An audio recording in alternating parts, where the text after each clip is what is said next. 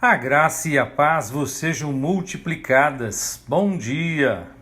Meus irmãos, hoje entramos no quarto dia de exposição da primeira carta de Paulo aos Coríntios e estaremos nos debruçando sobre os capítulos de 12 a 14. Antes de iniciarmos, vamos orar. Eterno, em nome de Jesus, entro em tua santa presença para te agradecer pelo dia de vida, de graça, de paz, de sustento, de cuidado, de alegria e de tantas coisas maravilhosas que a meditação na tua palavra traz para as nossas vidas. Peço a ti, pelas vidas desses irmãos que estão acompanhando as exposições. Os abençoa, cuida da vida deles e de cada uma das suas necessidades.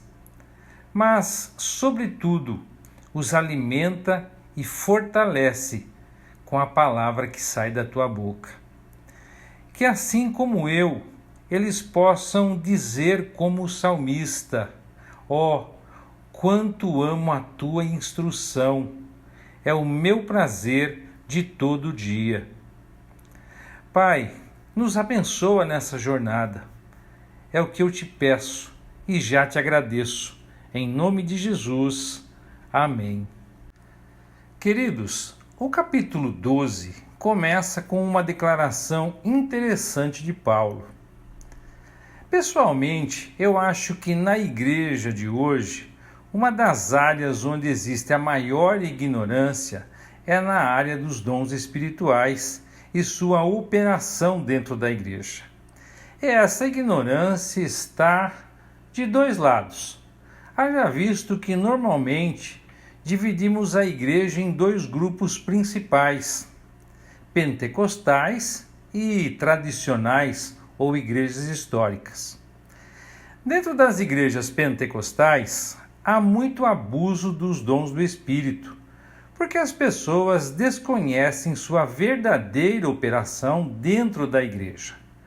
Do outro lado, nas igrejas tradicionais, por assim dizer, há muita ignorância sobre os dons do Espírito, pois os dispensam para uma outra era e não veem nenhuma validade para eles hoje.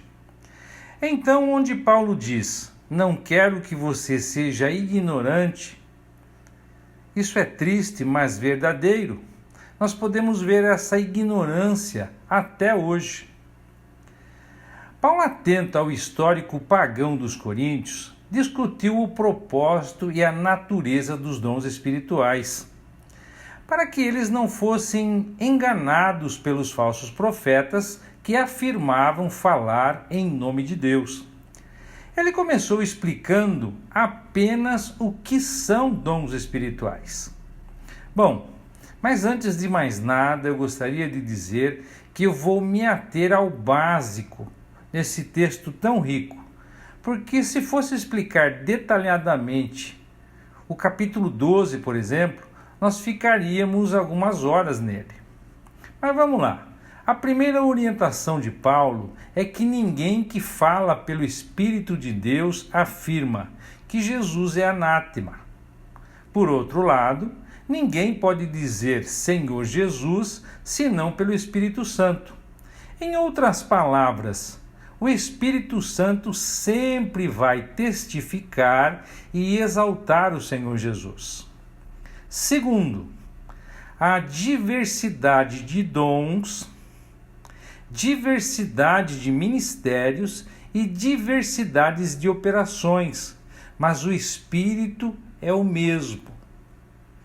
Terceiro, a manifestação do Espírito é dada a cada um para o que for útil, para o que for lucrativo, para o que for proveitoso.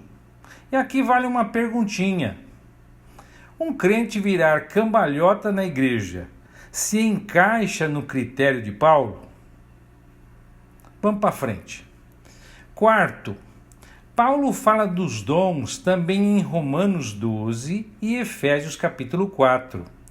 Mas observe, se você voltar lá e ler Romanos capítulo 12 e adiantar um pouquinho, for ler lá Efésios capítulo 4, você vai observar que ele fala das mesmas coisas. Lá ele fala da unidade dos membros do corpo e no corpo de Cristo, fala dos dons espirituais e do amor, com a qual os dons devem ser exercitados.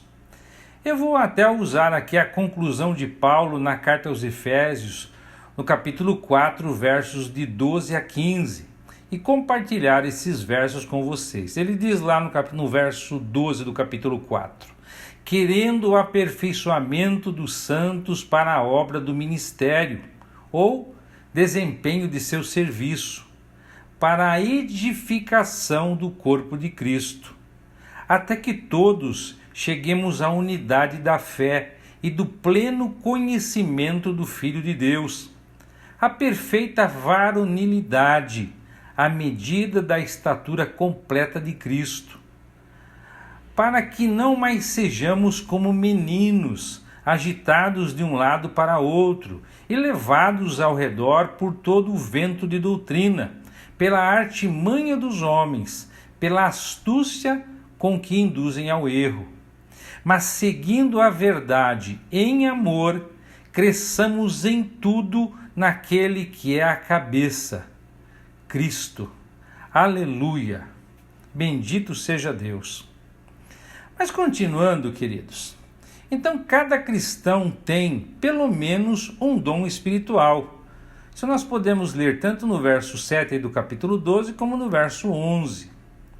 E também nenhum cristão é autossuficiente a título de dons espirituais, possuindo todos os dons, como podemos ver aí no capítulo 12, nos versos 29 e também 30. Mas como acontece com tudo que é bom, pode-se abusar dos dons. Pode-se abusar dos dons na ação, recusando-se a usar o dom. Dá uma meditada no verso 23 do capítulo 12 e também no verso 1 do capítulo 14. Pode haver negligência nisso. Também pode-se recusar a usar o dom em amor, como nós vamos ler no capítulo 13, verso 1 aqui da primeira carta aos Coríntios. E pode-se também abusar dos dons na atitude. Primeiro, uma atitude de inveja, aqui no capítulo 12, versos 15 e 16. E também com uma atitude de orgulho. Observe o verso 21 do capítulo 12. Os dons espirituais têm de ser usados no contexto da igreja, capacitando-a a funcionar de forma eficiente como um corpo humano. Cada membro da igreja, como acontece no corpo humano, tem uma função distinta, mas fundamental.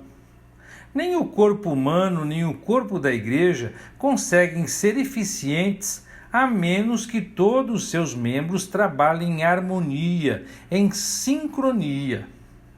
Paulo conclui o capítulo exortando a igreja a buscar os melhores dons e mostrando, então, o melhor caminho para buscá-los e encontrá-los. No capítulo 13, Paulo vai dizer que todo dom espiritual, independentemente de quão bem seja usado, é inútil sem o amor. O amor é a base de todas as virtudes humanas e se expressa em muitas qualidades de caráter exteriores, perseverando quando tudo o mais falha. Motivados pelo amor, temos de deixar de lado as conversas e os atos infantis e agir como cristãos maduros, à espera do dia em que virá a perfeição. A fé, a esperança e o amor são as virtudes mais duradouras de todas, mas mesmo entre elas, o amor é o mais importante. Por quê? Ele é a raiz da fé e da esperança. Ele é focado nos outros, enquanto a fé e a esperança são muito pessoais. E o amor é a essência do próprio Deus. Afinal, Deus é amor. No capítulo 14, Paulo vai dizer que na adoração pública, o dom da profecia é muito mais benéfico que o dom de falar em línguas, pois a profecia edifica toda a igreja, não apenas o indivíduo. E ao contrário do falar em línguas, a profecia não precisa de interpretação. O objetivo deve ser a adoração que envolve tanto o espírito quanto o entendimento. A profecia, embora usualmente esteja ligada com a predição de futuro, pode incluir qualquer atividade que anuncie, podemos dizer assim, torne pública a vontade de Deus para seu povo. O profeta tem o dom de discernir a verdade em nome de Deus. Paulo, estimulando os coríntios a buscar a maturidade espiritual, lembra-os de como Deus usou uma língua estrangeira como sinal de julgamento contra Israel. Dá uma lida lá em Isaías no capítulo 28. E ele comenta como seria melhor para os cristãos se ouvissem o Evangelho em uma língua inteligível, em uma língua compreensível. Ele vai dizer também que todos os cristãos devem participar das reuniões públicas da igreja. Contudo, uma vez que o objetivo dessas reuniões é a edificação mútua, determinadas regras deveriam ser seguidas. Os dons, qualquer que sejam eles, falar em línguas ou profecia, podem ser exercidos por mais de uma pessoa ao mesmo tempo, e todas as declarações públicas têm de ser julgadas. E a interpretação é necessária se alguém falar em línguas. Paulo também vai dizer que as mulheres devem ficar em silêncio nas reuniões. A respeito do silêncio das mulheres, deve-se observar que Paulo já havia falado de mulheres que oravam e profetizavam lá no capítulo 11. Alguns estudiosos sugerem que Paulo limitou a participação das mulheres apenas em situações em que a doutrina da igreja estava em julgamento. Outros explicam a aparente contradição lá do verso 5 do capítulo 11 e aqui o verso 34 do capítulo 14, em termos da excessiva preocupação de Paulo de trazer ordem para uma igreja em confusão. Dá uma lida aí no verso 33. Mas aqui temos outro assunto muito polêmico e, por que não dizer, preocupante no mundo cristão. Em tempos em que o feminismo tem entrado na igreja e os pastores não se posicionam a respeito, e de novo devo dizer que o tempo não nos permite aprofundar nessa questão, rapidamente quero lembrar que ontem nós tocamos nesse assunto, quando no capítulo 11 eu falei sobre a ordem de Deus na criação, e essa ordem deve ser seguida. Paulo no verso 34 faz menção da lei, apontando lá para Gênesis capítulo 3, verso 16. Então não se trata de um ser melhor do que o outro, do homem ou da mulher serem melhores entre si, e sim de funções diferentes designadas por Deus em sua soberania. Pessoalmente falando, dou muito apoio ao ministério feminino na igreja, porém com as restrições que se fazem necessárias. Voltando a Paulo, independente de qual fosse sua percepção em relação ao papel das mulheres nas reuniões públicas da igreja, ele claramente as valorizava no ministério, como suas iguais, conforme podemos observar por sua grande consideração e dependência tanto de Priscila quanto de Áquila. Sua ligação com as 4 filhas de Filipe, as quais profetizavam. Dá uma lida lá em Atos, capítulo 21, versos de 8 a 10. Seu elogio para muitas mulheres de Roma, sugerindo a importância delas na igreja, conforme podemos ler no capítulo 16 de Romanos, dos versos 1 a 16. E Paulo, então, finaliza o capítulo com um imperativo fundamental para a igreja. façais tudo com ordem e decência. É assim, queridos, concluímos a exposição de hoje. Que o Eterno os abençoe e até amanhã, se Deus quiser.